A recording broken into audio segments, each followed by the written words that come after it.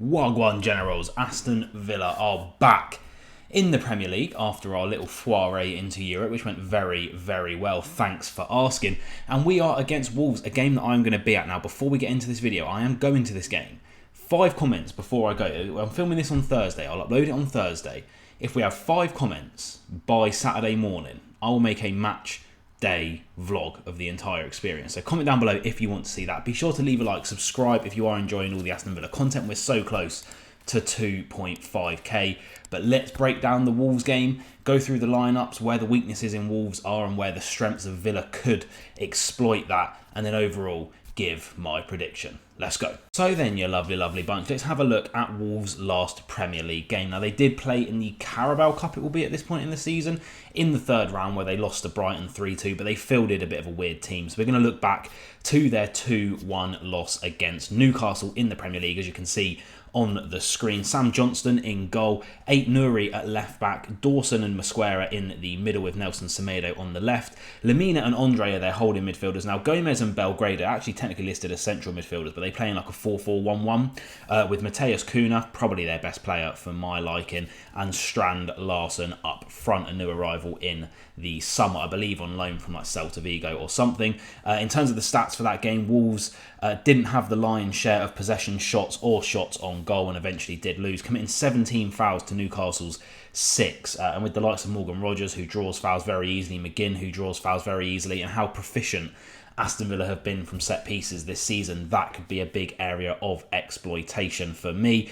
3 yellow cards each doesn't really matter. The rest of the stats are pretty much par for the course. But if we move on to our last Premier League game, now obviously again we did win 3-0 in the Champions League, FYI, just thought I'd throw that out there again. We're still like second in the table, but our last Premier League game was that comeback 3-2 victory over Everton, where we did absolutely dominate them. The fact that we went 2-0 down was just down to a couple of individual sort of errors in the game. One from Martinez not coming from the corner and one from Onana giving the ball away deep in possession. But as you can see there, I mean, it was an absolute demolition job. 77% possession, 17 shots to their 3, 6 on target to their 2, I think it was. We do need to be more clinical. I do think that's something that's been raised this season in terms of Aston Villa. But again, it was an absolute demolition job. But who would I start for the Wolves game?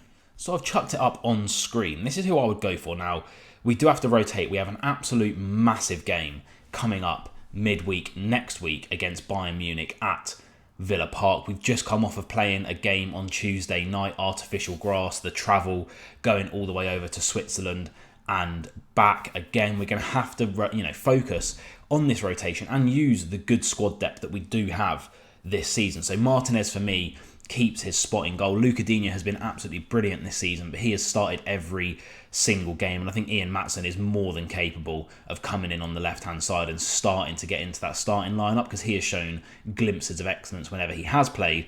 Pau Torres and Konsa keep their positions for me. You want to keep your centre-backs nice and steady throughout the season. They're still growing their partnership. Obviously, they didn't really get to play much as a centre-back duo last season. There is an argument for Carlos perhaps starting this game, for the more physical aspect of it.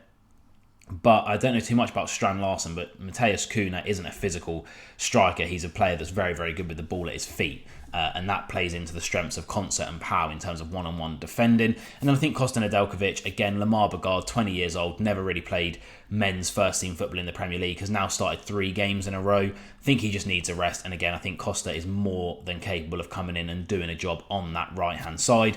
John McGinn has to keep his spot. He's the captain, obviously lead by example. I've gone for Barkley and Onana in the middle. I think Yuri Tielemans has been one of our best players this season, but again, he has played pretty much every minute of every game. Ross Barkley, when he has come in, has done really, really well. I've been really, really impressed with him. So I think it's fine for him to take that Yuri Tielemans role in the team and keep Onana there as the holding midfielder. It could be the other way around. Perhaps Onana drops out for Barkley and we do a Barkley Tielemans in the middle, but then we lose a bit of that physical presence. So I don't see that being the case. And then Leon Bailey, back from injury, was on the substitute bench in the Champions League. Please don't ever go back and rewind that sentence, because that was butchered by me. But he was on the bench in the Champions League, didn't get any minutes. I think he could come in and get some minutes here and then possibly be rotated out for Jadon Philogene, who wasn't even on the bench in midweek. Now, Ollie Watkins did say he is okay, but he came off in midweek and then sat on the bench gross footballer toes and toenails out for the world to see, but he did have an ice pack on the back of his ankle. Now, we need to manage his minutes. He's clearly, an elite striker. We can't just be pushing him in and forcing him to start every game. John Duran has been probably our best player this season. He's won us 9 points, scored a fantastic goal that was disallowed in midweek. I think he gets his start. Watkins came off, clearly had a knock. He was icing his ankle. We can't risk him. We need him against Bayern Munich. So I think Duran's more than capable of starting for me. And then Morgan Rogers, yes, he has started every game, but he is almost indisposable to this team right now. So he keeps his spot in the starting lineup. In terms of substitutes for this game, who could we use? Obviously, Carlos is a big option from the bench to give Concert or Pau some rested minutes. We've also got Bagard, who could easily be used in this game as well. In terms of midfield, if Yuri Tielemans doesn't start, I imagine he would be used off of the bench, as well as Emi Buendia, who continues his recovery.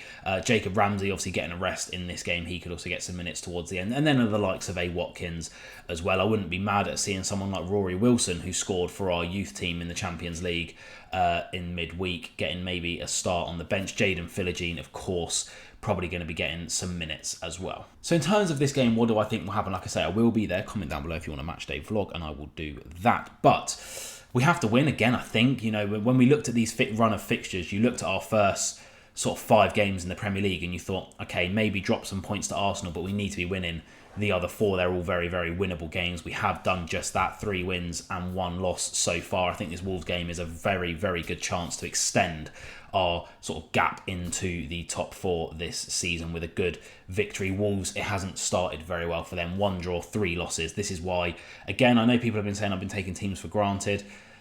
I always back Villa to win big because I love Villa. Do you know what I mean? But these are games that I think you have to win if you are wanting to make a substantial push into the top half of the table. These teams that are struggling early on, there's already questions about the manager, and we're flying. These are the games you have to be getting 3 points in. It's as simple as that. Do I think it's going to be an easy game? Absolutely not. Wolves always turn into prime Barcelona whenever we play them. But luckily for us, we got R9, Rogers 9 in the starting lineup. And we've also got Duran 9, who might be the best under-21 striker in the world currently.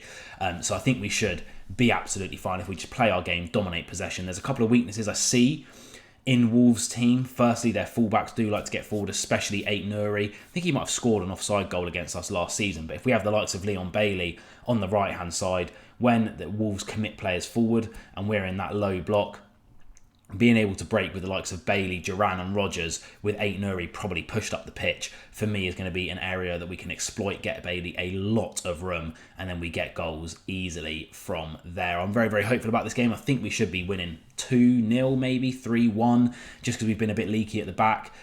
First clean sheet of the season was against Young Boys in the Champions League, but we should be winning, and I will be there to see it. I might even buy that third kit because it looked absolutely glorious. I think Duran's going to get a goal. I think he could even get 20 goals in the Premier League this season, the way that he is going at the moment. And I think Morgan Rogers is finally going to get a goal involvement this season because he has just been fantastic and he absolutely deserves it. What do you think though? Leave your comments down below. Like I said, leave a like, subscribe for more, and I'll see you guys at Villa Park on Saturday.